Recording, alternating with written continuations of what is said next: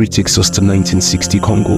The country had just gained independence from Belgium, and many of the Belgian doctors who had been working there knew that violence was likely going to erupt, and 700 of them fled the country, leaving the hospitals and clinics crawling with sick and dying patients. It was at the same time that Paul Carlson, an American physician, was rounding off his residency back in California. The following year, he received a flyer making an appeal for doctors who were willing to go on short medical missions in Congo. He eagerly responded to this call and traveled for what would be a 4-month mission to Wasolo, a remote part of Congo, a place referred to as the Lost Corner.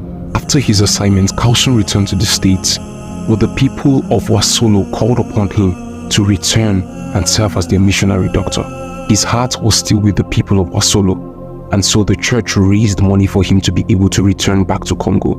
And as soon as he arrived, the Congolese people began to make the chant, "Our Dr. Paul, our Dr. Paul." Carlson began work immediately and began attending to over 200 patients on a daily basis. Soon, a rebel group known as the Simbas began causing chaos all over the country. But Carlson didn't see a need to be worried, because Wasolo was situated very far from the other parts of Congo that were being affected.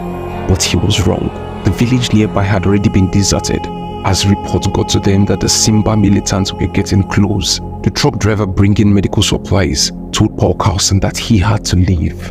Hearing this, he prepared his wife and 2 kids and sent them over to the Central African Republic, planning to join them the following Wednesday, as he still needed to attend to some more patients. However, that would be the last time Carlson would see his wife or his kids, as he was captured in the hospital that Wednesday morning.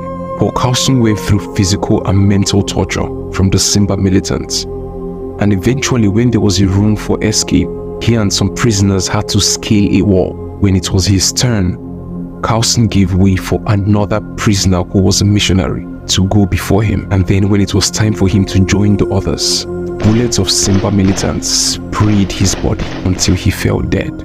Paul Carlson was a man consumed with love for Jesus and love for the Wasolo people of Congo.